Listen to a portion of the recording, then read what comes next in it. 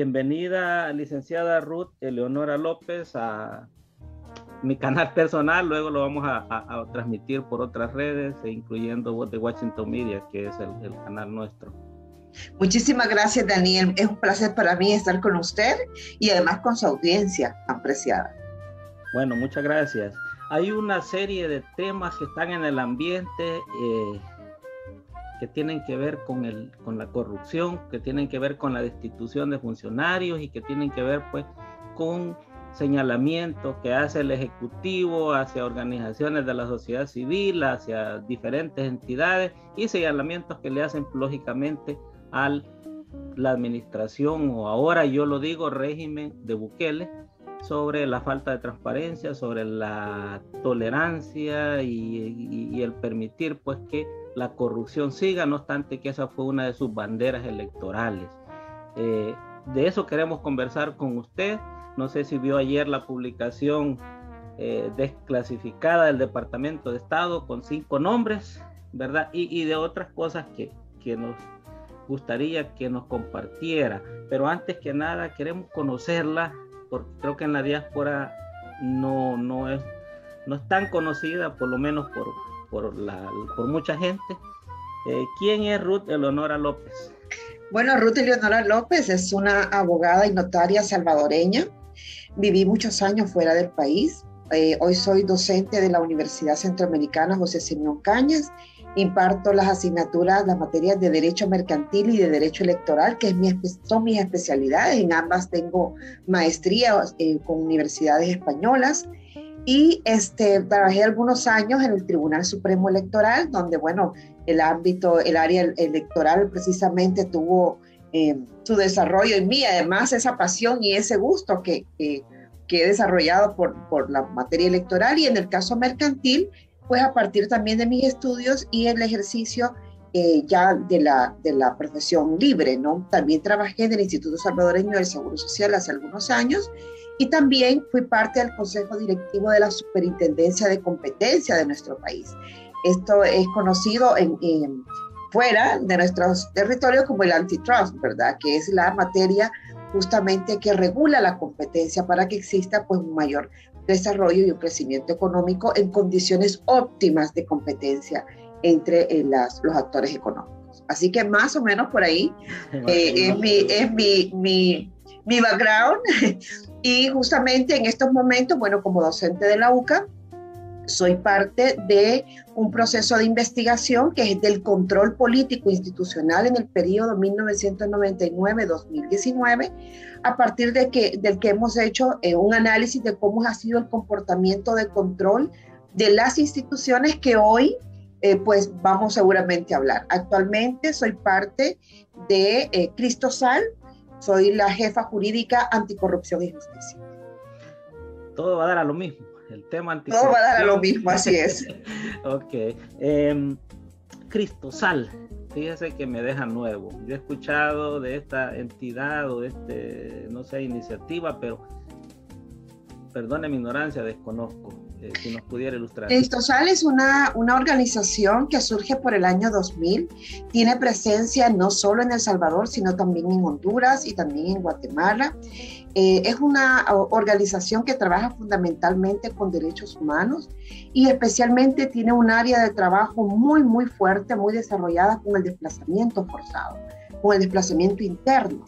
Entonces, tienen, ya les digo, años de trabajo y bueno, surge con varios líderes de iglesias especialmente, y bueno, ya hoy ha seguido su propio camino. Bueno, excelente. O sea, parte de las organizaciones de la odiada por unos, frase querida por otros, sociedad civil. Así es, porque además, miren, hay bueno, los espacios de sociedad civil son espacios que el gobierno no puede, ni ni ninguno, ¿verdad? Ajá. Puede cubrir. Y yo creo que son trabajos importantes y hay que respetar justamente primero estos espacios ganados, además históricamente por las organizaciones, que además dan un acompañamiento muy importante a víctimas de violación de los derechos humanos, y las violaciones de derechos humanos no se dan solo en este gobierno, no se han dado solo en este gobierno, sino en otros gobiernos anteriores también. Mucha de nuestra diáspora pues justamente salió de nuestro país por temas justamente de violencia en muchos casos y por temas económicos otros, pero al final es una violencia del sistema ejercida hacia ellos. Entonces, creo que el trabajo de las organizaciones en este sentido es sumamente relevante. Sobre todo en estos momentos que no hay oposición política y las únicas voces son las de periodistas y de académicos y la sociedad civil, lógicamente, ¿verdad? Y en ese sentido es importante precisamente porque las organizaciones logran sobreponerse, o sea, esto no es un tema partidario o político partidario, sino de las condiciones propias del país. Es decir, cuando usted conoce un caso, a mí me llegan casos a mis redes sociales en el ámbito privado, ¿verdad? Cuando la gente me contacta de manera confidencial con fotografías de cómo han sido torturados, de cómo han sido desplazados de sus lugares de residencia por las pandillas, por ejemplo. Bueno, uno no le puede decir, es que fíjese que no se puede atender, ¿verdad? Porque me están odiando. No, simplemente la respuesta, la obligación, porque es la razón de ser de las instituciones de la sociedad civil, es darle respuesta y acompañamiento a la víctima, que siempre vienen siendo pues las más afectadas dentro de todos estos conflictos. Correcto, la gente más vulnerable. Hay un videíto, usted ha estado compartiendo, mejor dicho, en sus redes sociales, sobre todo en el Twitter. Bueno, gracias, porque sin conocerme y no conocer mayor cosa de mí, pues aceptó la invitación a esta plática. Usted ha estado poniendo unos materiales audiovisuales, unos videitos bien interesantes, bien ilustrativos y bien educacionales sobre diferentes temas como la corrupción. No sé si me permite poner uno de ellos. Por favor, y después le comento cómo surgen estos videos. Perfecto. Ahorita vamos a ver. Vamos a share screen. Ya tengo varios días de no hacer esto, así que vamos a ver si... Le voy comentando. Ahí está. Ahí está, ¿verdad? Ok. Exacto. Vamos a poner este video primero. Los mecanismos de corrupción. Los mecanismos de corrupción. El agente corruptor utiliza diversos mecanismos para intervenir o impedir el control político institucional. Algunos de estos mecanismos son las donaciones personales a los políticos. Quien recibe donaciones en dinero o en especies se siente obligado a corresponder al donante. El financiamiento de campañas electorales. A mayor monto, más altas son las probabilidades de influir en la política, especialmente si no se hace de forma transparente. La promoción. Un paréntesis, ¿quiere que lo corramos todo y lo comentamos todo? Como usted guste, a mí me da, vamos, si quiere vamos por partes para que sea más fácil. La primera habla del los mecanismos, ¿verdad? Y los financiamientos a campañas y a políticos. Le comento, en primer lugar, esto surge, como les decía, de una investigación que se está haciendo en la UCA, se empezó en el 2019 precisamente, a partir de identificar qué es el control político, es decir, en todos los países lo que nosotros conocemos como el check and balance, ¿verdad? Hay mecanismos de control entre las instituciones y también hay espacios de control de la ciudadanía. Entonces, una cosa es cuando las instituciones ejercen control a partir de las funciones que deben desarrollar, por ejemplo, la Fiscalía con la investigación de los delitos, el Tribunal de Ética Gubernamental con la investigación de los casos donde hay violaciones a la ética, la Procuraduría o la Sala de lo Constitucional, por ejemplo, cuando hay una inconstitucionalidad o cuando se le violentan los derechos a alguien a partir de los amparos, etcétera, pues entonces existe un control entre las instituciones, ¿verdad? Una actúa sobre otra, o el Tribunal Supremo Electoral en tiempo electoral. Entonces, ¿qué pasa? Que a veces ese control falla. Entonces, los primeros videos, el 1, el 2 por allá, explicamos justamente qué es el control político, cuáles son las instituciones que ejercen control político, en este caso sobre el Ejecutivo, porque es el objeto de estudio, y después vamos narrando cómo ese control político se puede corromper. ¿Y por qué se puede corromper? Porque, claro, el poder lo que siempre quiere es que no lo controlen. Eso puede pasar incluso hasta en nuestras casas, ¿verdad? Que lo que nosotros rechazamos, los hijos rechazan el control de los padres, los esposos rechazan sus propios controles, etcétera. pues entonces es tratar de evitar ese control. Lo que pasa es que en un sistema, en un Estado de Derecho, el control es necesario, porque eso evita, necesariamente evita no solo los abusos de poder, sino también que existan mecanismos que vayan a impedir ese control. Y a eso nos referimos en este video precisamente, donde se hace la exposición de cuáles son los mecanismos de control, pero también hablamos de qué es lo que impide el control. Y una de las cosas que impide el control es que en las campañas electorales, pues sabemos, sobre todo en sistemas débiles de control, que se le da dinero a los candidatos, se le da dinero a los partidos políticos. ¿Quiénes? Los financistas, y los financistas son desde empresarios hasta el narcotráfico. Es decir, aquí tenemos actores de distintos tipos. Hay dinero bueno, el dinero en la política no es malo. Yo creo que justamente en Estados Unidos, bueno, es un país donde se caracteriza justamente por las donaciones libres, abiertas, pero transparentes, porque lo importante en este caso es la transparencia que debe existir en la entrega de dinero o la entrega de bienes para el ejercicio de la política. Entonces, dígame. No, continúe, perdón.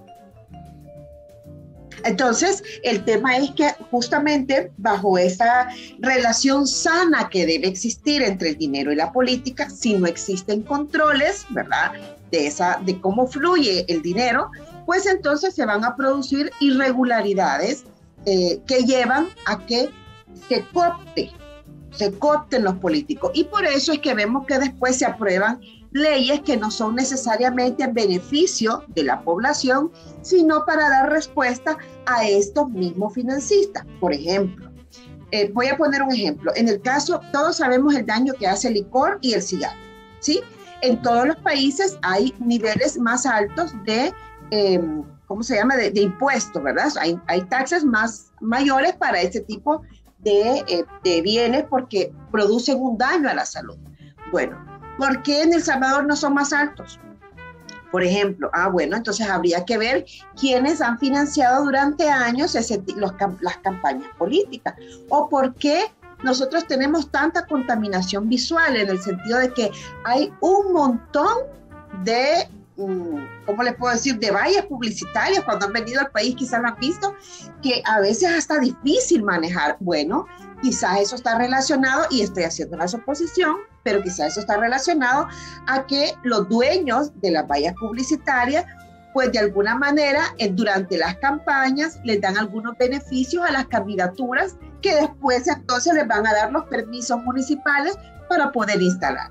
Entonces vemos, y como no hay control, porque el país tiene una regulación a través de la ley de partidos políticos que permite que nosotros sepamos cuánto se dona a los partidos, pero no hay una regulación para saber quiénes y cuánto se dona a las candidaturas. Y hoy, con nuestro sistema, nosotros tenemos la promoción más que de partidos políticos, de candidatos. Veamos esto último que usted dice. Y yo me recuerdo que Mauricio Funes dijo en su momento, bueno, este dinero sobró de mi campaña y es mío. Acá en Estados Unidos, para el caso, un político crea una especie de comité, ¿verdad?, para que le administre los fondos de su campaña, y así no tiene que tocar ningún centavo, sino que al final el dinero pues no va a ir al bolsillo del candidato, ¿verdad? Claro, porque no se lo están regalando a él como persona, ¿verdad?, o a su familia, sino que se lo están dando para su campaña política. Porque además, a partir de la campaña, o sea, aquí pueden haber vicios como el tema del lavado de dinero, o sea, la introducción de dinero sucio a la política, y por eso digo, el dinero en la política no es malo. Lo que es malo es no tener controles sobre el origen y el destino de los fondos de la política. Y usted hacía una diferenciación entre la donación a los candidatos y la donación al partido político. Así es. ¿Puede ahondar un poquito más en esa parte? Sí, le explico.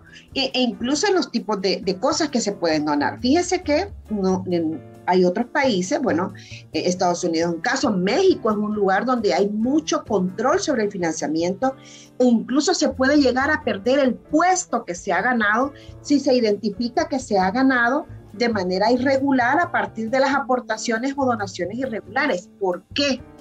Porque el problema es que cuando entra dinero sucio a la política, eso produce un desequilibrio en la contienda. Y uno de los principales valores de cualquier proceso electoral es tener condiciones de igualdad en la participación.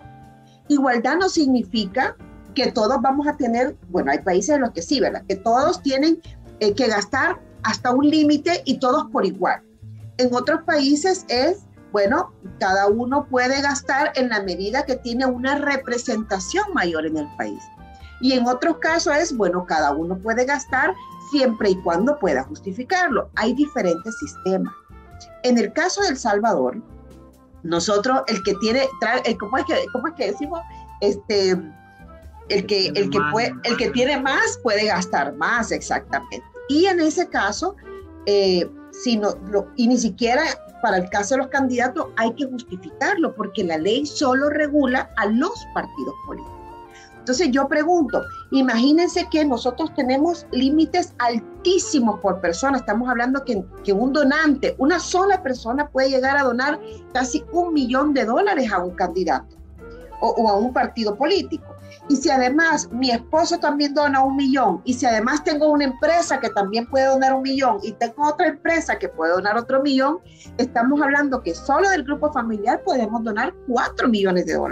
Estoy poniendo los límites máximos, ¿no? Pero yo digo, ¿y cuántos? Primero, ¿qué interés puedo tener yo en donar $4 millones a un partido político? Y lo otro es que eso es para los partidos y las candidaturas. Y en las candidaturas se les puede dar, por ejemplo, desde una vaca, una chiva, una casa, etcétera, para que la rifen votos.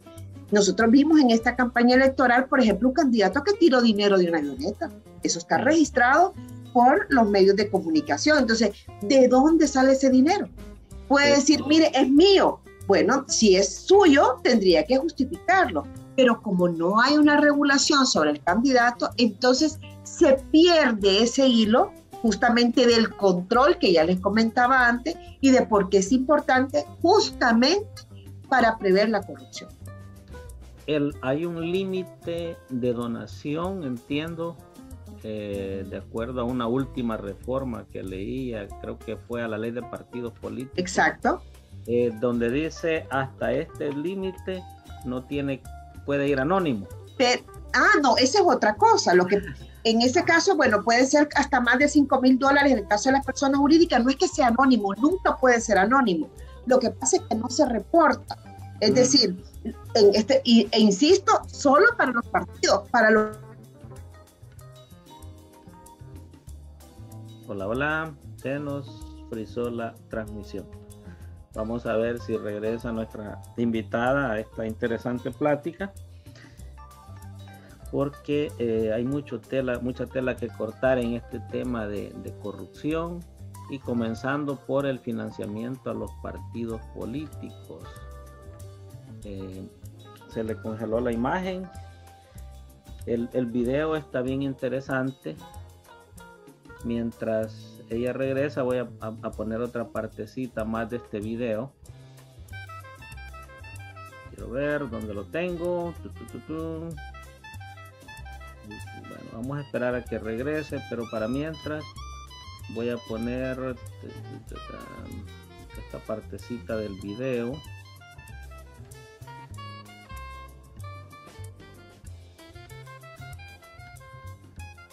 De magistrados, jueces y personas incondicionales en el sistema de control para tenerlo a su favor. Aquí está de regreso nuestra invitada. Vamos a ver. Hola.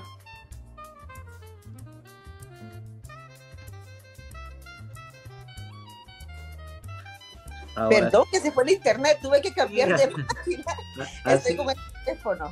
Así veo, puse un pedacito del video donde hablaba de la promoción de magistrados y otros y otras personas, ¿verdad? En el sistema, en los sistemas de control. Exactamente, porque en ese momento lo que está ocurriendo es que yo pongo a personas incondicionales, pongo a mis amigos, pongo a la gente que sé que no me va a controlar. Es como cuando ponemos a cuidar, ¿verdad? A nuestros intereses a personas cercanas porque tenemos confianza de que no nos va a controlar. Y en este caso pasa exactamente lo mismo, que se pone a los incondicionales o a personas cercanas a la familia partidaria, es decir, a los miembros de un mismo partido político. ¿Para qué? Para que no nos controlen. Ok. Estábamos entonces hablando del financiamiento de los partidos y de los candidatos. Usted dice que no está regulada la donación a los candidatos, lo cual me parecía, para mí es novedad, porque me parecía de que sí, cuando se regulaba lo de los partidos también estaba ahí ya las candidaturas afectadas también. Es más, fíjese que en este caso, bueno, al Ministerio de Hacienda un donante reporta, yo le he donado tanto, puede ser a un partido o a una persona, pero esa declaración es una declaración voluntaria. Uh-huh. Y siempre y cuando eso lo que buscan en el caso de los partidos políticos es un tema de deducción de impuestos. En el caso de las personas naturales, lo que pasa es que lo que tratan es de cubrirse, ¿verdad? Para que nadie sepa quién es el que está donando, porque eso también permite encubrir cuáles son los intereses que están detrás. Ok, permítame que estoy haciendo pequeño. El video me gustaría agotarlo, ya falta poco. Dele. Para que nos terminara de explicar algunas cosas del mismo. Aquí está.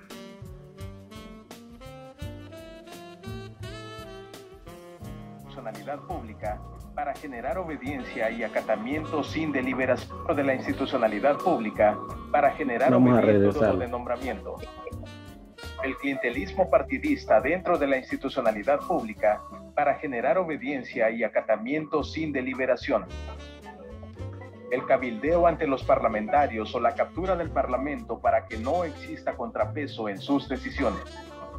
Y ahí me para un momentito. ¿Por qué? Porque fíjese que justamente lo que ha pasado con el tema de la Sala de lo Constitucional, cuando se han nombrado jueces, en este caso de la Sala de lo Constitucional, incondicionales al presidente, porque uno de ellos viene de ser su asesor, ¿verdad? Ha sido su representante legal. Es precisamente para que ninguno de los pronunciamientos, ninguno de los fallos de la sala, pues le vaya a perjudicar al presidente. Y en el caso de la Asamblea Legislativa, hay que saber que la Asamblea no solo hace leyes. Hay mucha creencia popular de pensar de que solo hace leyes la Asamblea.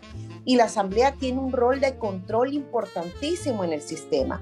No solo porque elige funcionarios que van a controlar, como el caso de la Corte de Cuentas, como el caso de la Fiscalía, como el caso de la Sala o de la Corte Suprema, sino también porque tiene mecanismos de control, como cuáles. Bueno, la Asamblea aprueba el presupuesto, pero también la Asamblea debe revisar la ejecución del presupuesto, pero también la Asamblea Legislativa le corresponde hacer los procesos de no solo los de antejuicio, sino también los procesos de informe, de la instalación de comisiones especiales y la elaboración de informes por presuntos hechos delictivos de los funcionarios también, que después puede remitir incluso hasta la Fiscalía General de la República. Pero también hay otro tipo de controles, por ejemplo, el de los viajes del presidente. La Asamblea Legislativa es la responsable de aprobar o no los viajes del presidente previamente, antes de realizar el viaje. Y alguien puede decir, bueno, ¿y por qué no puede salir el presidente sin pedir permiso? Es justamente porque es un control entre órganos y porque además hay que tener claro quién se encarga del país cuando no está. Es igual como cuando salimos de la casa, que uno siempre queda de responsable a alguien. Bueno, esa responsabilidad desde el punto de vista funcional, orgánico, estructural en un país es sumamente importante. Sobre esa parte, aunque no está exactamente en el tema, directamente en el tema que estamos tocando, pero tengo una curiosidad, tal vez usted la sabe. ¿Quiénes son los designados a la presidencia en este momento? No hay.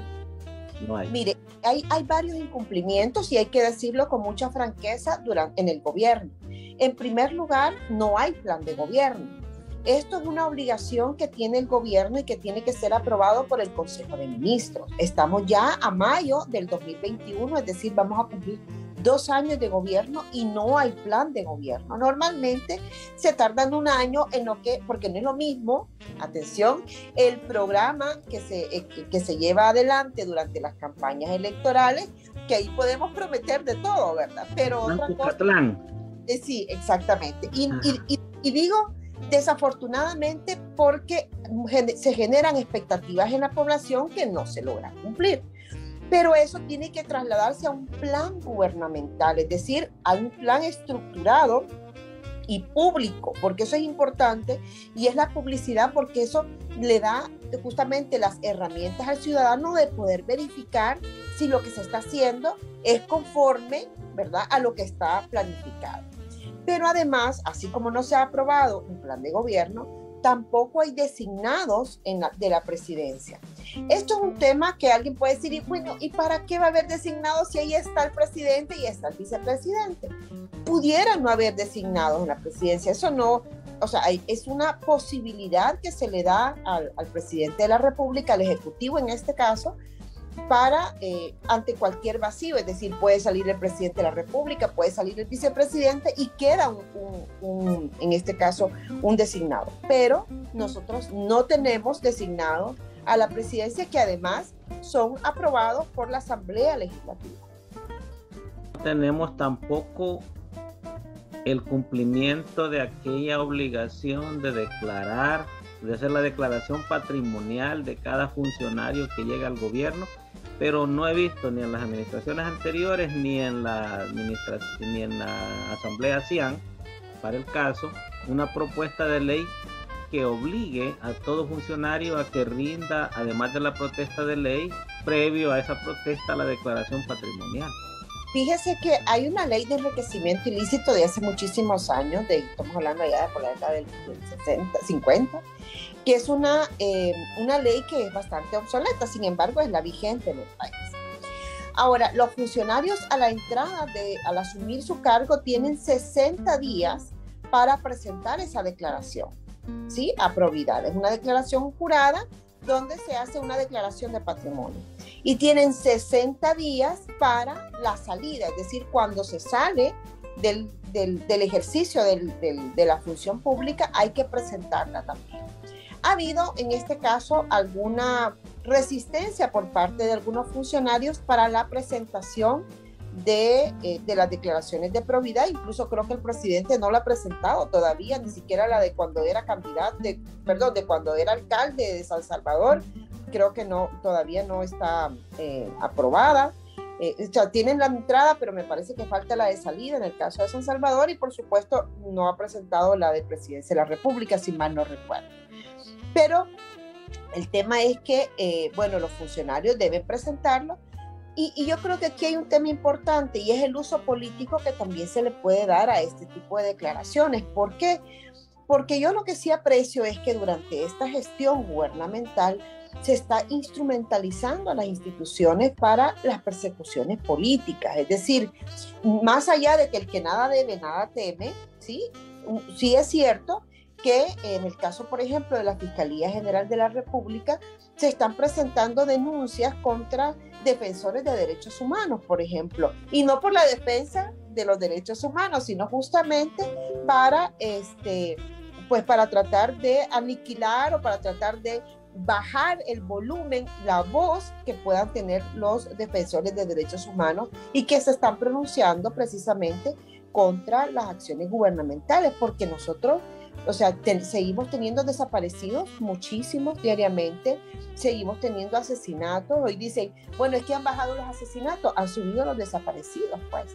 Entonces, todas estas contradicciones que se presentan, y además la inseguridad que tiene el país, no solo la inseguridad física de los seres humanos, sino también estamos hablando de la inseguridad jurídica a partir de la inestabilidad que tiene, porque estamos respondiendo de manera reactiva a muchos caprichos. Hoy, por ejemplo, está anunciado el tema, hay como un bluff, digo yo, hay como un bluff con el tema de China, de sí, bueno, Estados Unidos se ha pronunciado muy fuerte sobre los hechos que ocurrieron el 1 de mayo. Muchos funcionarios norteamericanos han sido muy críticos de las actuaciones por parte del presidente, que además, con muchísima claridad, tengo que decirlo, se le dio un golpe a las instituciones públicas. ¿Por qué? Porque no era el mecanismo para quitar a un funcionario, para sustituir a un funcionario. Lo que se actuó en contra de la Constitución y en contra de la ley.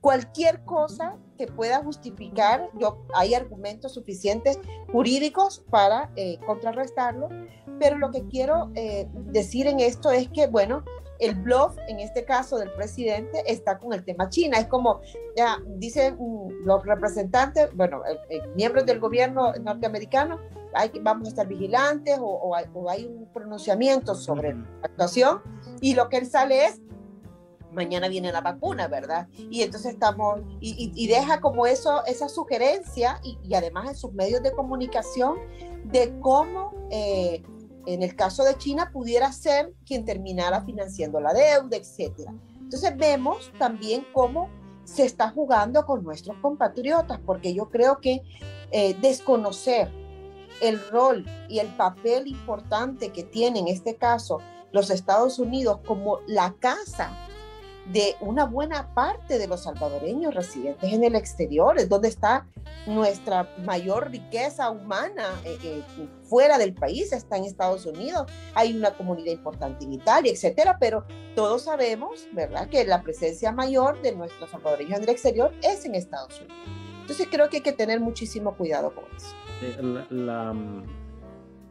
Estábamos hablando de las declaraciones, pero estamos hablando también, y usted lo mencionaba, del ataque a las instituciones del Estado que de alguna manera servirían de contralora del actuar del Ejecutivo, ¿verdad?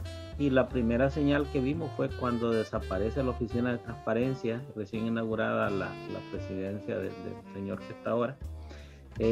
Luego vemos los ataques constantes a la sala, los ataques a la Corte de Cuentas, los ataques al Tribunal Supremo Electoral, y bueno, etcétera, etcétera, etcétera. Pero hay unos argumentos que los esgrime el régimen, yo le llamo el régimen ya, ¿verdad? Porque todo está bajo un control unitario, personal, si se quiere, de que el fiscal Melara realmente fue un fiscal flojo. No se le vio mayor protagonismo en el combate a la corrupción de cuello blanco, ¿verdad? Y el otro argumento que tienen ellos es que la sala de lo constitucional que depusieron, lógicamente yo como abogado lo veo a todas luces inconstitucionalmente, igual que el nombramiento. Ahí no participó el Consejo de la Judicatura ni nada de todo el procedimiento previo, ¿verdad? Pero decían que la sala no estaba ayudando a la gobernabilidad porque se oponía a los decretos ejecutivos del presidente. ¿Será que a partir de este cambio han mejorado las cosas? Mire, el problema es que lo que hizo fue anularse el control, como ya le decía, ¿no? El tema es que lo que se quiso es sustituir a una persona, aquí estamos hablando de instituciones, ¿verdad? De instituciones de control, que el control resulta incómodo y por tanto hay una resistencia, pero cualquier demócrata en cualquier país, cualquier persona democrática sabe que los controles son necesarios en este caso. O sea, estamos hablando de que el control controla el poder, limita el poder, y limitar el poder no significa impedir que se hagan o que se quiera hacer el plan de gobierno, que no hay, o que se puedan llevar adelante políticas del gobierno, sino simplemente que se deben hacer conforme a lo regulado en la Constitución y en la ley. Entonces, esto de mejorar, lo que definitivamente vamos a tener es que no va a existir un control, y donde no hay control hay corrupción. Y yo creo que, bueno, en el caso de la oficina que es el Instituto de Acceso a la Información, es uno de los retrocesos más lamentables que ha tenido El Salvador. porque pasaron muchísimos años en los que la sociedad civil precisamente estuvo impulsando la aprobación de la ley de acceso a la información. Esta ley de acceso a la información nos permite a nosotros como ciudadanos salvadoreños, bueno, preguntar, incluso a los extranjeros, atención, preguntar cuánto se gastó en esta adquisición, qué proceso se siguió para la contratación de esta obra, darle seguimiento a la ejecución de una obra o de una compra de algún bien. ¿Por qué? Porque también es mi obligación como ciudadana, y está establecido en la Constitución, de vigilar por el cumplimiento de las leyes de la Constitución. Es mi obligación. Entonces, además, a los medios de comunicación les permite también revelar información. ¿Qué pasa cuando esto ya no es posible? Bueno, lo que hacemos es que volvemos a tener una venda en los ojos, como tuvimos durante muchos años, donde no era posible hurgar en el funcionamiento de las instituciones públicas. Y yo creo que ese es un pasado al que nosotros no debiéramos volver, y que hemos vuelto porque se ha aniquilado a partir de que usted pide información y le dice está reservada. Pero mire, la ley dice cuáles son las causales de reserva y eso no está en la... Sí, pero está reservada. Entonces uno va al Instituto de Acceso a la Información a reclamar de por qué le han reservado, y el instituto está en estos momentos cooptado por personas que han sido puestas definitivamente para que no se controle. Bueno, una de ellas, así como dice el video, ¿verdad?, que se pone a personas incondicionales, había sido incluso candidata del partido Nuevas Ideas. Yo creo que uno de los grandes fracasos del gobierno, en este caso, es el incumplimiento de sus propias promesas. Creo que el peor enemigo del gobierno de Bukele son las mismas promesas que él hizo en su momento. Porque más allá de los beneficios particulares que puede estar recibiendo alguna población, y que yo creo que es quizás necesario, o sea, estamos en una situación económica muy difícil, hay familias en extremísima pobreza donde una canasta de alimentos le puede resolver en el momento la comida de un día, pero eso no significa que por eso va a salir de la pobreza. Y también no hay una generación de empleos porque los inversores se alejan de situaciones como las de El Salvador, donde hay una inestabilidad en el sentido de la irregularidad del régimen político y además de la estabilidad de este caso de las leyes, ¿verdad?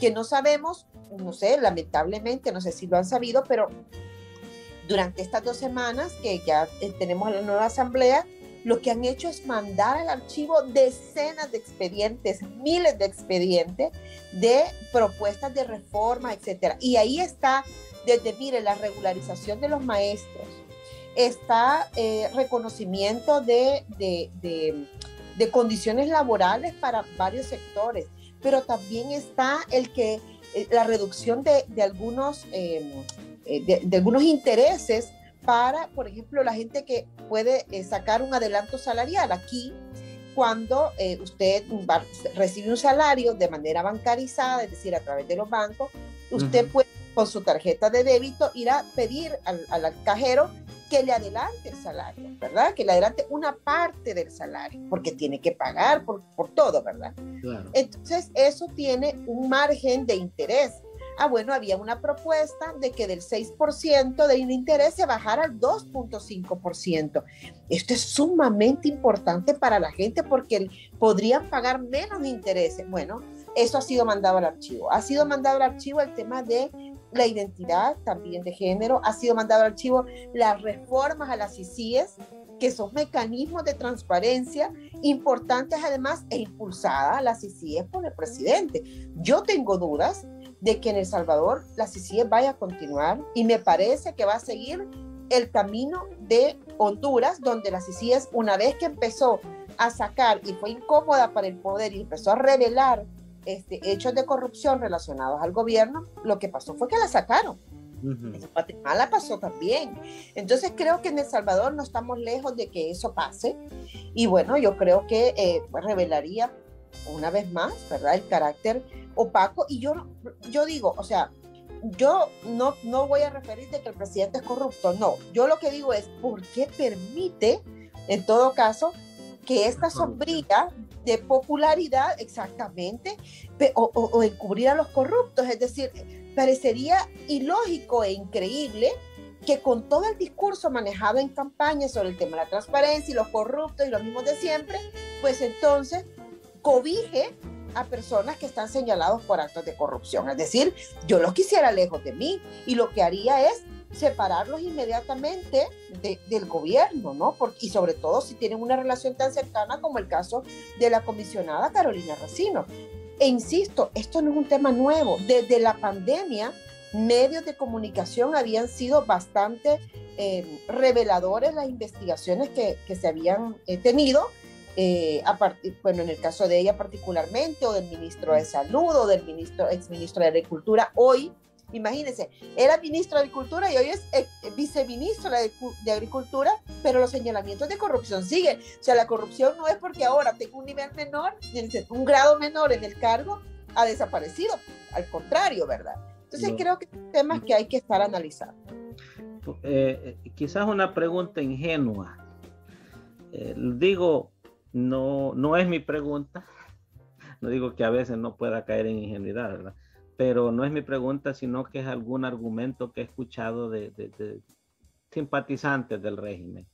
Sí. Y es, bueno, ¿por qué no lo dejan gobernar? Si se está limpiando la casa a partir del 1 de mayo, quitando a todos aquellos agentes de la oligarquía que ha dominado el país y que han tenido a la gente condenada a la pobreza, y que ahora es el pueblo el que mandató bueno, no sé si al presidente o a la bancada Cian, porque la realidad habla el presidente por la asamblea. De nada menos anoche estaba diciendo, mañana hay sesión plenaria, no se asusten, en un Twitter. Ya no hay una independencia de poderes, ¿verdad? Entonces, ¿por qué no dejarlo trabajar sin controles, pues? A ver, en primer lugar, sí. Sin estarle estorbando el trabajo. El control no es estorbo. Eso es uno de los puntos que yo creo que tenemos que, bueno, quienes viven en Estados Unidos saben los niveles de control que tienen no solo las instituciones públicas, sino también la ciudadanía. Una de las comparaciones, por ejemplo, que ha hecho el presidente Bukele con respecto a la corte y con respecto al fiscal, dice, bueno, pero es que el fiscal allá lo nombra el presidente. Bueno, allá lo nombra el presidente, pero aquí no lo nombra el presidente, lo nombra la asamblea. Precisamente porque, miren, las constituciones tienen una historia, es decir, nosotros tenemos ese nivel de controles. Veníamos de una dictadura militar en el año 83, cuando se aprobó la Constitución, y hay unas regulaciones que venían desde la década de 1950, y aún así la concentración del poder fue extrema, que nos llevaron a dictaduras militares.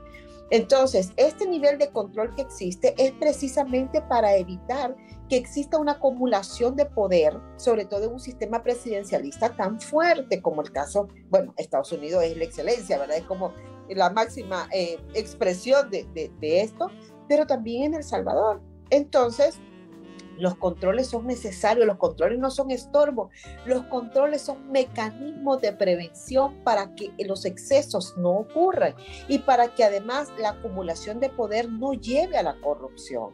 Entonces, y además a la vulneración también de las minorías, porque el hecho de que se haya ganado con una mayoría, y aquí yo creo que hay que ser, es justo reconocer lo siguiente.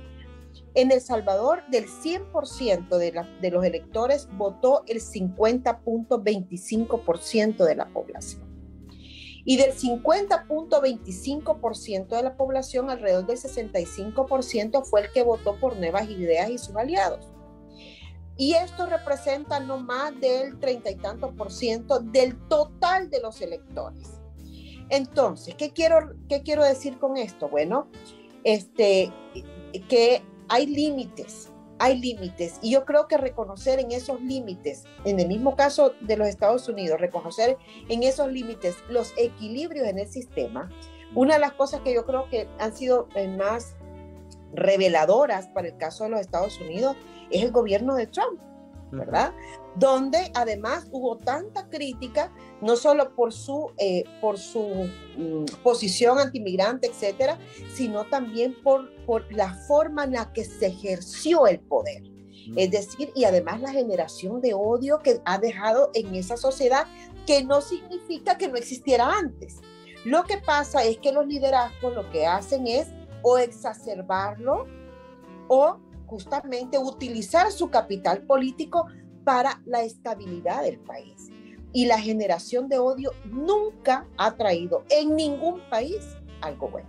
Y yo creo que en el caso de El Salvador, las consecuencias de esas comparaciones y de esa generación de odio hacia los que no están de acuerdo o hacia quienes señalan de manera crítica una deficiencia o una incoherencia misma del presidente, yo creo que va a traer costos políticos muy serios y además, digo, culturales también para el país en nuestro caso. Vamos a revisar, si usted tiene tiempo, en otra futura plática, si contamos. Con muchísimo gusto, para mí será un placer. El tema de las minorías y la democracia, ¿verdad? Porque, por ejemplo, aquí en Estados Unidos critican el sistema del colegio electoral. Yo estoy totalmente de acuerdo con el sistema, ¿verdad? Pero lo podemos discutir. Y allá en El Salvador se habla de los cocientes y residuos como una manera de dar a ciertos partidos minoritarios una cuota. Y creo que sería un buen tema para una futura plática. Ahora, quizás como para ir cerrando, porque yo sé que usted tiene un compromiso dentro de poco y lástima porque ahora que van conectándose otros amigos más, ¿verdad? No podemos alargarlo. Ayer salió una lista, 5 personas. Eso me recuerda las palabras de Mari Carmen Aponte, que dijo, habían 5 y ahora después del 1 de mayo son 25, ¿verdad? Y creo que son más de 25 los nombres, pero salió una lista y esa lista, y usted lo mencionaba hace un ratito, toca directamente la columna, vamos a decir así, vertebral, ¿verdad? Del régimen.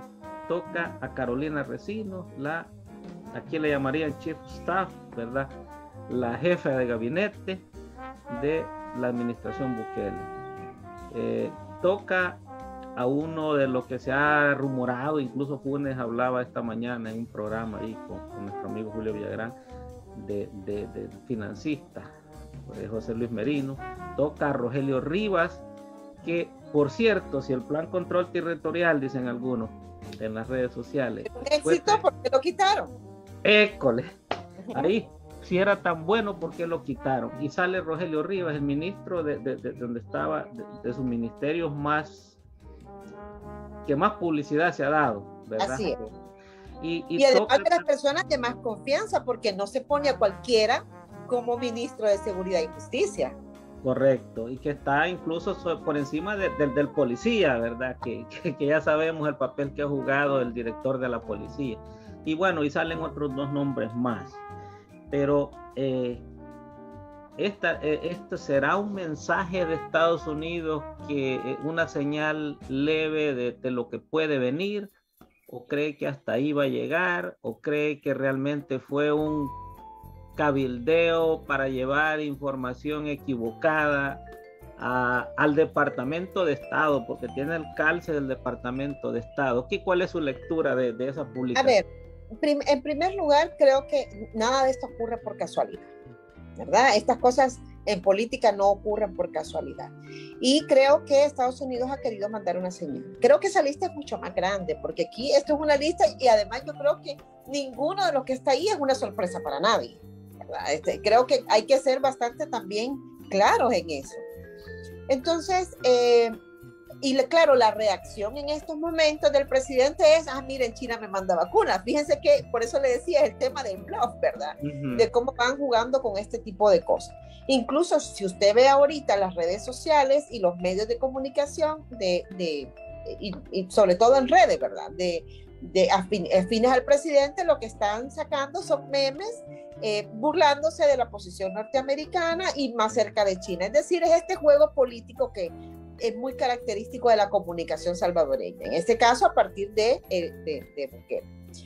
Ahora, mi lectura con respecto a esto, como les decía, es que es una señal. no hay nada nuevo, es decir, esto ya había sido señalado por los medios de comunicación independientes en el país y en más de una ocasión. Y en el caso, por ejemplo, de Guillermo Gallegos, que es un aliado, o sea, ha sido un aliado del presidente incondicional, bueno, un aliado después, ¿verdad? De que ya era candidato, porque hubo enfrentamientos fuertes entre ellos y uno mostró la inconformidad con respecto al otro. También Bukele le dijo en campaña de que era lo más corrupto y que nunca iba a estar ahí. Y bueno, miren al final dónde terminó, y además hoy les ha dado incluso puesto, y digo les ha dado porque sabemos que la bancada no actúa de manera independiente, sino que actúa por instrucciones, por órdenes del gobierno, rompiendo ese equilibrio del que ya hemos hablado, ¿no? Entonces, vamos a ver qué ocurre en los próximos días. Yo creo que la lista es mucho mayor. Coincido en que esto nada más que es una probadita quizás. Y lo que sí a mí me da mucho temor es que esto vaya a tener una repercusión en la población, porque una cosa es el retiro de visas, etcétera, y otra cosa es que dentro de sus espacios soberanos que puede tener cualquier país para regular la relación con otro, pues vaya a afectar a nuestra diáspora. Yo creo que tenemos que ser bien conscientes en eso, no a partir del tema de las deportaciones, porque es una política de Estados Unidos que ya sabemos, pero sí a partir del tema de remesas, por ejemplo. O sea, nuestro país vive de las remesas y sobre todo en la crisis económica con tanta migración. La migración ha crecido, es decir, la cantidad de migrantes en la frontera sur salvadoreños es alarmante. Ya los datos lo revelaron hace no mucho, donde ha aumentado notoriamente la cantidad de salvadoreños en la frontera sur. Por tanto, si la migración no se logra detener, si además la remesa es importante, y sobre todo en los primeros tiempos, ustedes saben que en cuanto la gente llega, lo primero es tratar de buscar un espacio para mandarle algo a su familia, que además ha quedado en una condición de desprotección, etc.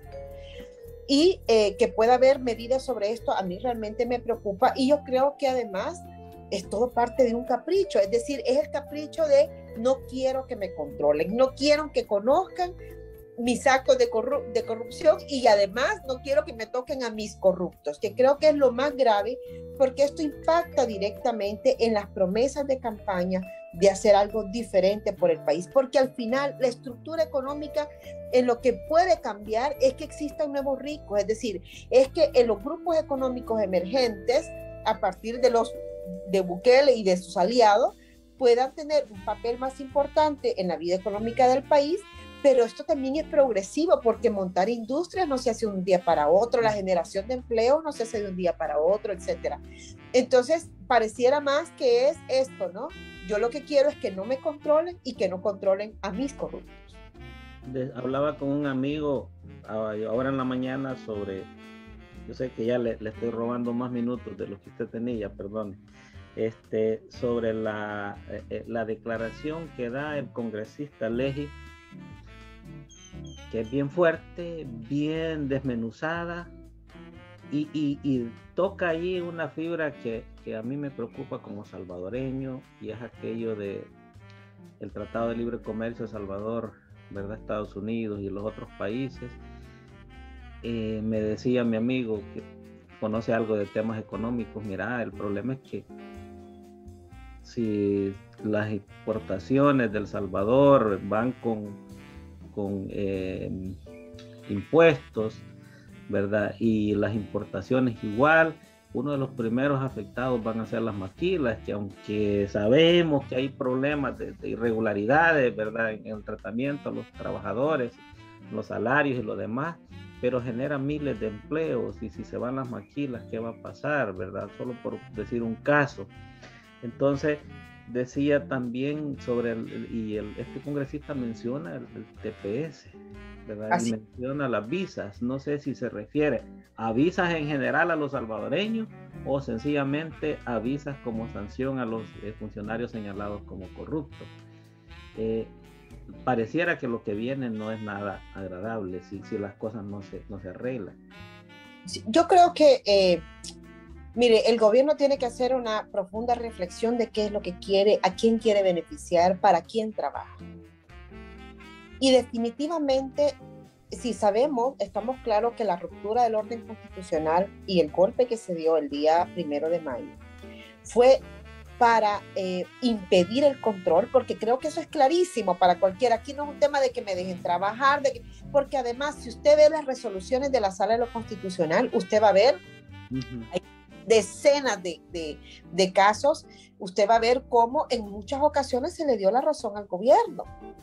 Lo que pasa es que cuando no la tiene, me explico. O sea, si es que aquí es aunque sea Bukele. Aunque sea quien sea, si no la tiene, ¿verdad? O sea, estas cosas son así y hay que controlarlas también. Es decir, si un despido se ha hecho mal, ¿cómo no se va a proteger al trabajador? Si un permiso se ha otorgado indebidamente, ¿cómo no se va a proteger al medio ambiente? Si hay un desalojo que se está promoviendo, ¿cómo no se va a proteger a las familias desplazadas? Si hay violaciones a derechos humanos en la Bartolina, más allá de que sean pandilleros, etcétera, y que la gente, porque también se juega mucho con el sentimiento y la subjetividad de quienes quieren ver quemados y muertos a todos los pandilleros, pero también hay un marco de respeto a los derechos. Entonces, y si además se está excediendo en el uso del poder con los cercos sanitarios, que además ya se probó que todas las acciones gubernamentales de haber metido a la gente en centros de contención, que eran centros de contagio, solo porque no andaban una carta, a mí me correspondió. Yo tuve que andar promoviendo acciones legales porque habían padres de familia que, buscándole la comida a sus hijos, fueron llevados a un centro de contención sin estar contagiados, pero necesitaban salir a darle de comer a sus hijos, comprar alimentos, y esas personas fueron detenidas ilegalmente. Entonces, ¿cómo la sala no se va a pronunciar sobre cosas como estas? Si el nombramiento de Arriaza Chica, por ejemplo, que yo presenté la demanda, porque es un exmilitar, con acuerdos de paz, y fue declarado inconstitucional una situación igual con Munguía Payés y con Salinas. Entonces, de la misma manera que ellos no podían serlo, pues entonces Arriaza Chicas tampoco puede serlo. Entonces, me explico, el tema no es si me beneficia o no. Claro, ¿qué estaba pasando? Y la realidad es esta. La realidad es esta. Es que ya habían sido presentados los casos de CICIES. CICIES había presentado casos ante la Fiscalía. Ya la Fiscalía estaba por presentarlos públicamente, y si quitaban al fiscal de manera irregular y no quitaban a la sala iba a ordenar el reinstalo del fiscal. Y lo que pasa en el fondo de esto no es ni la sala ni nada. El problema era la Fiscalía General de la República y los casos de corrupción que iban a ser revelados. Así que bueno, con esto me encantaría que volviéramos a conversar en otra ocasión. Agradezco mucho el espacio y bueno, tengan muy buenos días. Muchas gracias, Daniel. Muchas gracias a usted y seguimos en contacto. Adiós. Hasta luego.